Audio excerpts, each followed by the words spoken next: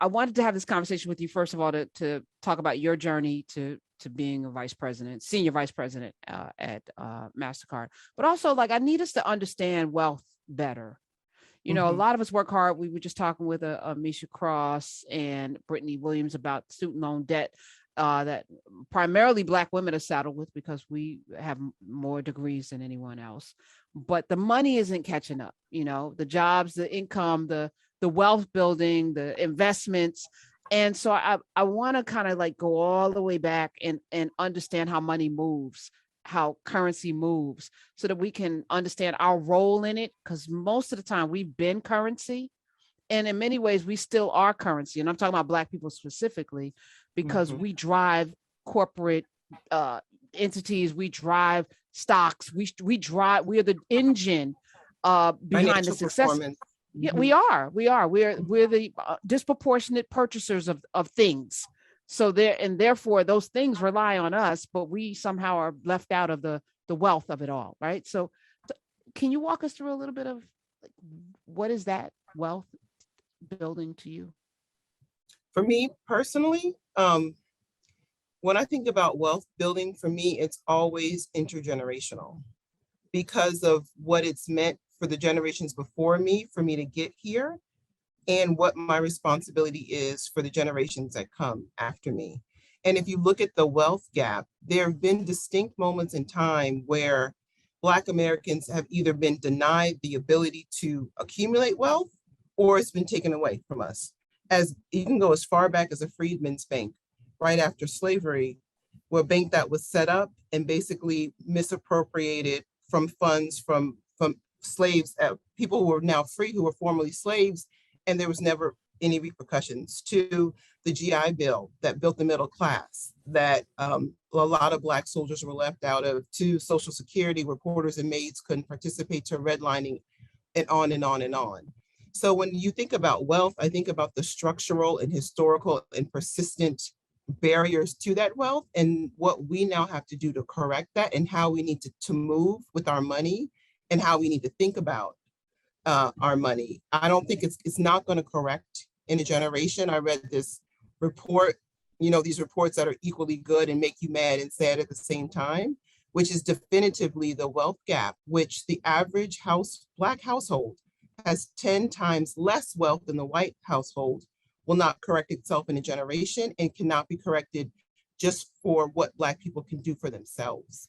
So for me, wealth is something that we don't think about enough as a community, but that needs to be treated as an imperative when we think about economic growth, when we think about our share of the dollars in terms of capital for the businesses we start, when we think about the only less than 3% of venture capital money that goes to Black startups. So, I mean, it's kind of holistic, but it's something that we have to think about more, and you have to actively plan. It's painful and it's scary, but I think if I think about where I am versus, my father and my mother and their generation, it's because of this accumulation of wealth, and we start behind.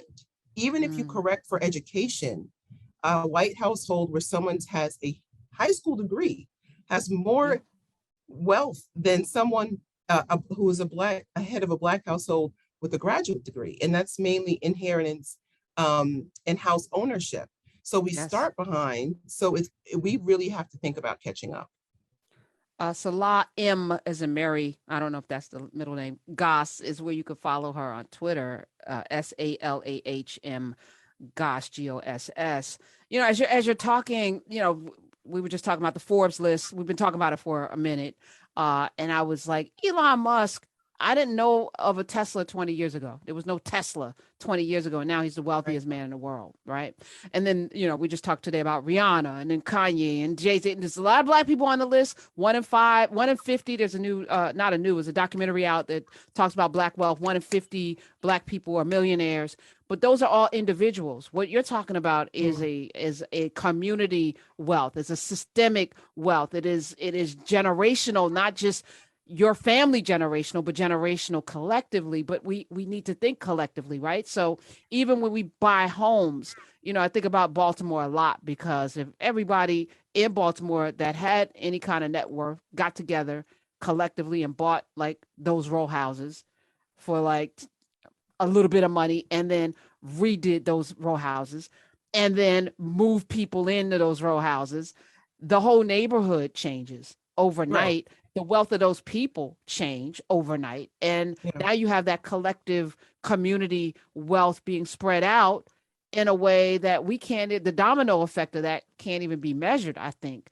But if we did that over and over, rinse and repeat, Mississippi, Mount Bayou, we can go to, parts of Alabama. We can go to a lot of depressed areas right now that are dilapidated with a mission. Just like politically, we were talking before you came in, like strategy. Right. I think that wealth can be no, closed quickly. I'm violently agreeing. And if you think about that, what you're saying and doing it over and over again, now think about if you were doing that in a system in which you were incentivized to do that. And the value of that house was correctly appraised.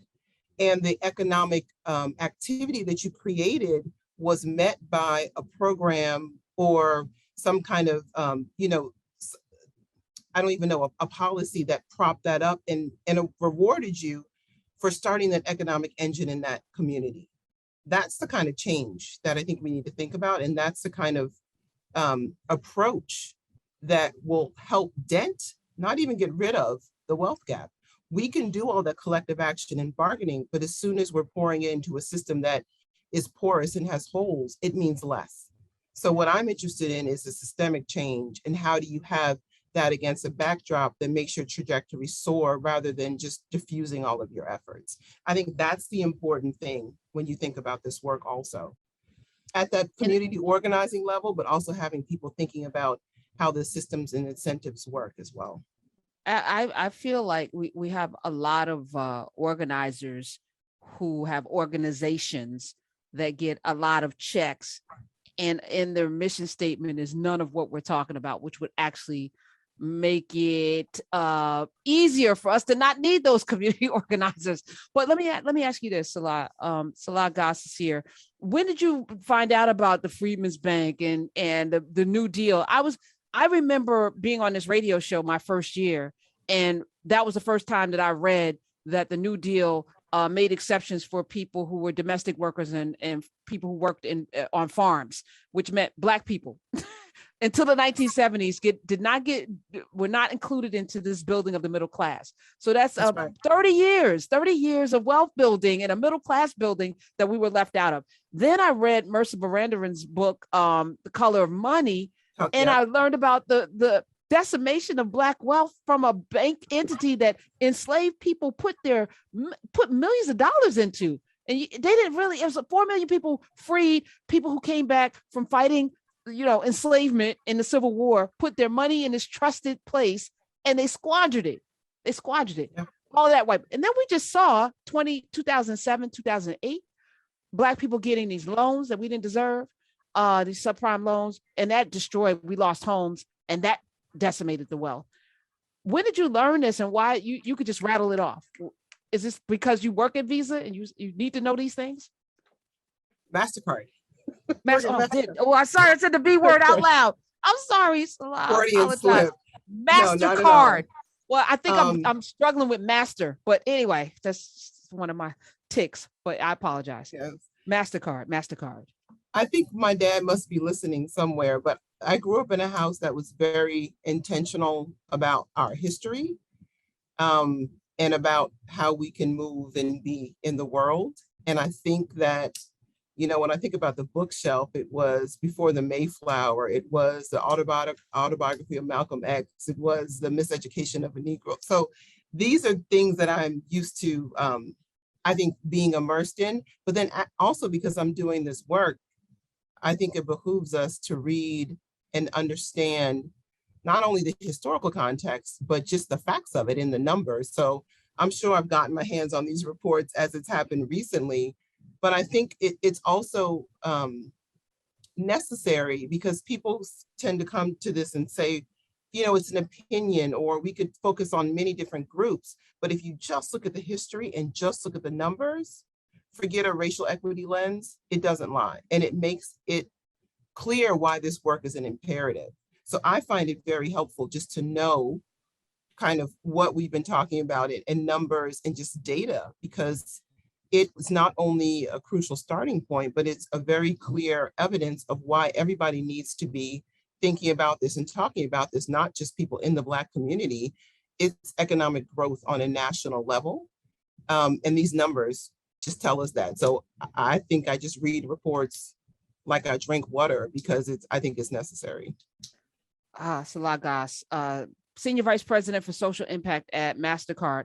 How does Black Woman Week today celebrate the historic confirmation of Justice Ketanji Brown Jackson to sit on the Supreme Court of the United States? You're in a historic position as well. What led you? What I want to ask you: was it easy to navigate to get to this position? If not, what kind of obstacles did you overcome? And if so, how? Right. And I absolutely never thought ever I would be in the private sector. Like I would have laughed you out the room if you said that. I think my passion has always been social justice. My family teases me that I used to lead protests when, you know, we had to kill meat and kill animals and animals' rights. And I was quoting Martin Luther King when I was 7. So I've always been very interested in people having equal access. So before MasterCard, I was at the Bill and Melinda Gates Foundation for a number of years.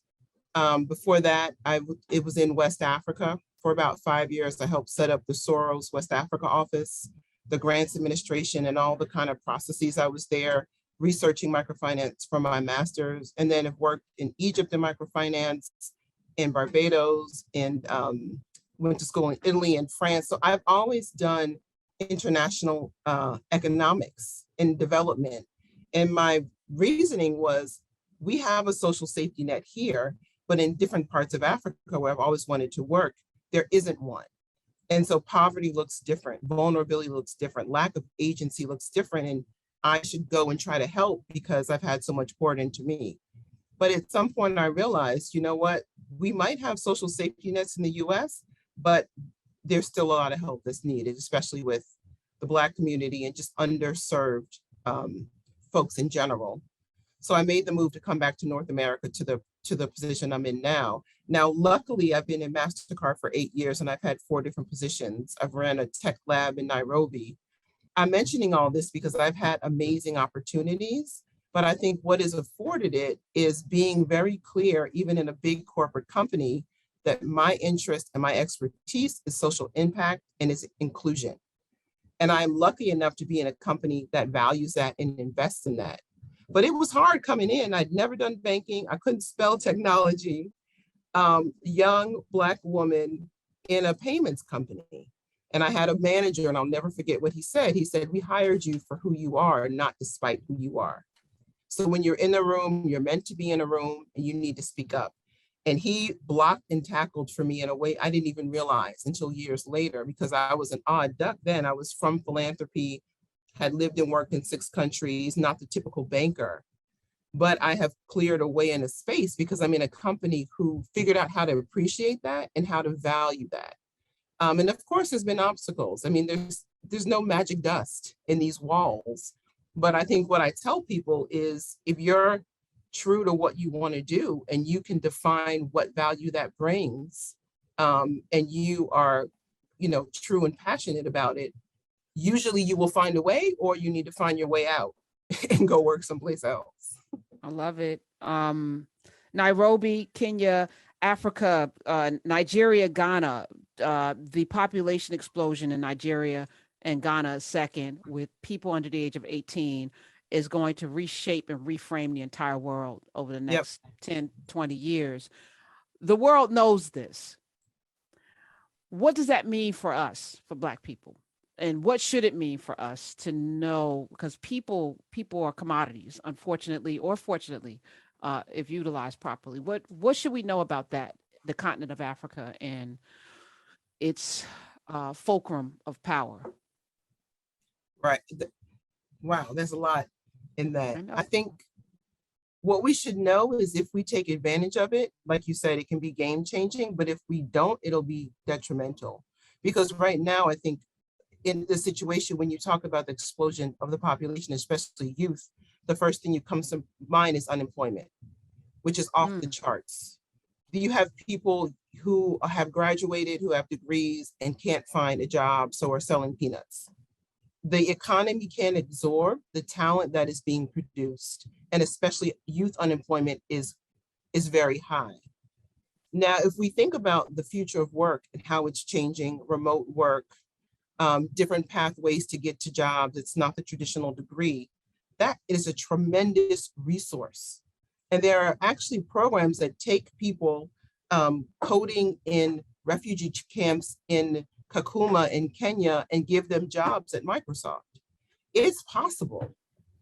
And so it should be a commodity, and it will shift power in terms of talent and using a talent strategy for economic development, which is the new wave of what we should be thinking about. But if we don't take advantage of that, it's going to be disaffected, disconnected youth with nothing to do, and therefore vulnerable. And that leads to national security vulnerabilities as well. So I actually think this is one that the private sector can help to solve by matching skills and not letting geography get in the way with the need. If you think about the jobs that are being created in the US, even if they're tech enabled, a lot of them are entry level, and you can learn them. We have programs at MasterCard. You don't have to go to college. We will hire a certain percent of entry level tech from disadvantaged communities, people who haven't graduated, single mothers, because there's definable skills that are easy enough to learn if you take away these barriers to employment, like prestigious schools and certain other trappings. So if you think about this powder keg of youth, especially in Africa, and if we can match those skills with opportunities, I think we have a distinct moment in time to actually change economic trajectory of some pretty vulnerable countries right now. I talked briefly about Jeff Bezos and how I saw Amazon come from nowhere. And it was this notion of, having warehouses everywhere and getting product from here to there. They have plenty of land in Ghana, and I know that for a fact, to build warehouses and then to employ people and treat them with dignity and respect, which is just now happening here. Not a lot. The Right. opportunity to, if you are a business person here, my call center for Nubia Narrative is in Ghana, and I just hired more people because we're expanding, and they speak English, really, and they're beautiful and sweet and amazing. And I'm happy because these are folk that would not normally have jobs. So I'm really, really happy to be in that position. But I'm small. There's people listening right now that have major companies that could do more. And that's just the tip of the iceberg.